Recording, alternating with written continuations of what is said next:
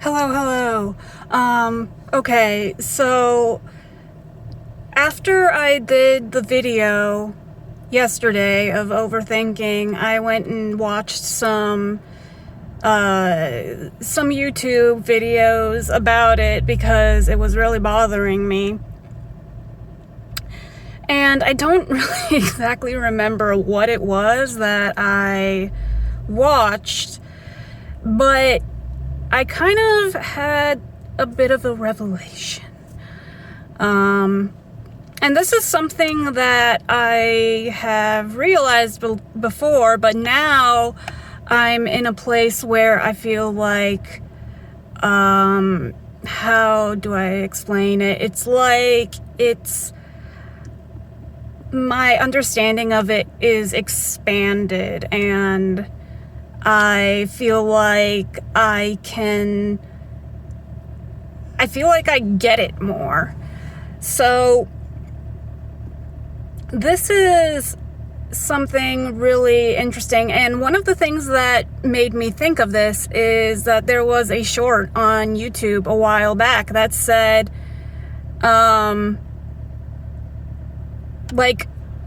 I think it was like terminology for rich people versus rich people versus poor people. And it was things like, if you're underdressed, underdressed. If you're wearing very casual clothes, something that's worn down.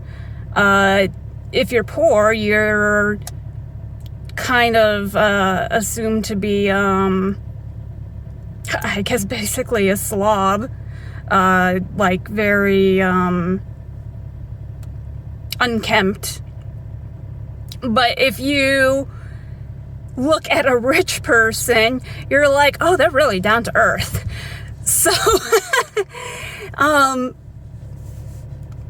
and the point there is it's really all up to interpretation, right? So, for example, if you're a surgeon or if you're working for NASA, what do you think the chances are that somebody is going to say that you are overthinking at your work?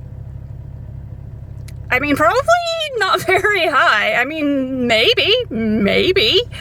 But actually, trying to think of all the different factors that could happen, trying to, consider how all these different things work together, and how they might influence one another is very beneficial to your job. It's what you would want for someone to be in a job where, there's very little room for error.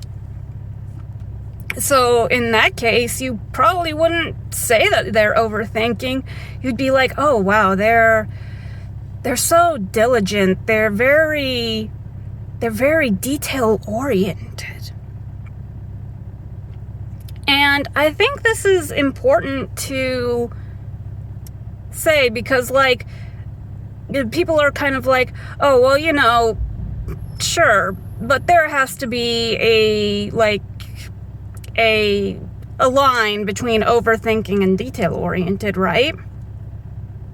But there isn't really, in my opinion. It's completely up to interpretation. And I think when you look at it this way, the term overthinking kind of loses a lot of its emotional punch because it's overthinking is has such a negative connotation to it, but maybe you're not overthinking the subject or whatever that you're thinking about. Maybe you're just being very analytical. Maybe you're being very detail oriented. Maybe you are so invested in this subject that you want to do the best you can. So now you don't have to be so hard on yourself for overthinking, right? At least that's how it is for me now. I feel like, it feels really freeing. And I know it's it's not just this, right? Like, this isn't the one thing that that magically makes everything better.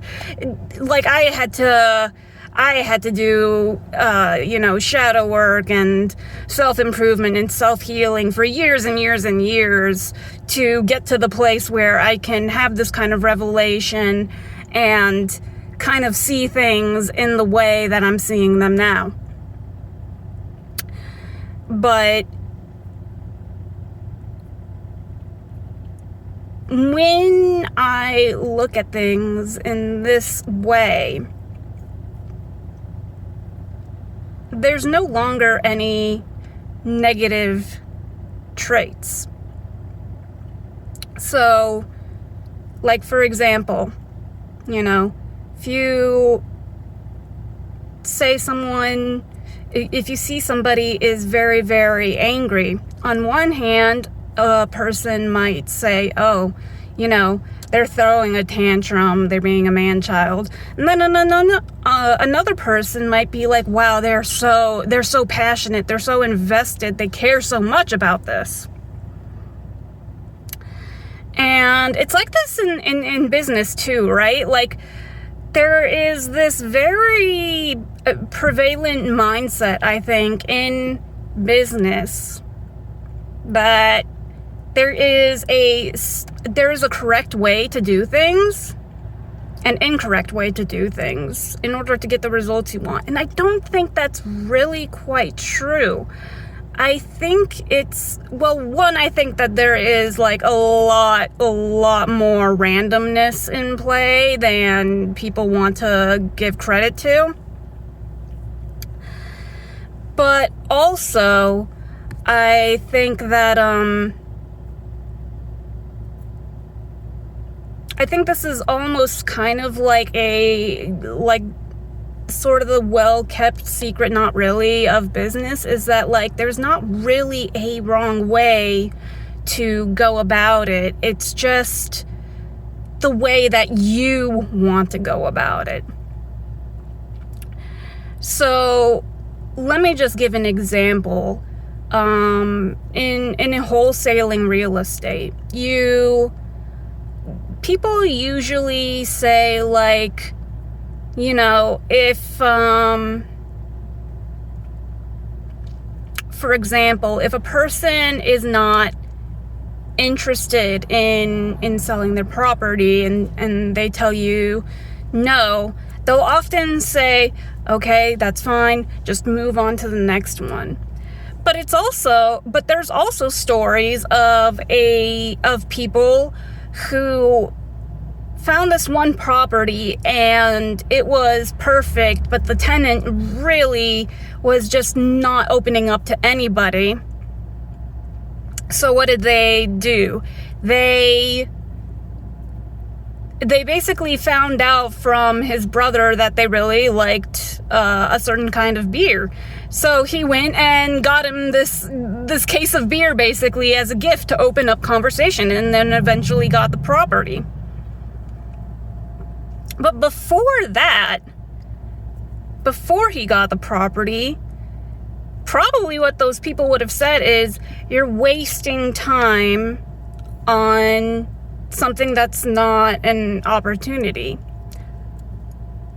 But it really, like, you can't know. You can't know if something is going to turn out in your favor. And people like to believe that, they have all the answers. And it's so great to see that, like, there's so many people out there who want to improve themselves and such. But I find that a lot of I don't want to say gurus, because gurus has gotten such a bad word to it, but a lot of teachers out there have I have to hurry this up because the storage is getting low. But a lot of teachers are they kind of tend to like promote their subject as like the most important thing, like this is the one thing that you need that's just going to set you off for life. And I find that it's not usually that. It's usually you have to like get a good understanding of a lot of subjects until you like really can figure out yourself, just because everyone has such different and complex internal worlds, which is why I'm always like, well, I'm not saying this is the thing. It's like, these are just my opinions, because I realize that there is so much to the world that I don't understand, and there's so many factors that I could never even comprehend. So it would be very, very assuming of me to say that, I think that this is all you will need. It's very misleading. But yeah, I think that's it for now. Probably good for me to stop, since I'm rambling a little bit at this point. But yeah, I hope this does something for you. Take care.